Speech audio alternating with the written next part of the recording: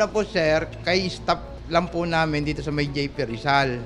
Tapos nung sinaktuhan niya po ng pag-go, parang alam mo yung akto na bigla siyang sumabit. Pagkasabit niya po sa jeep, dumiretso po siya sa akin, sa may leg ko po, na may patalim siya. Sabi niya, pre, hold up to.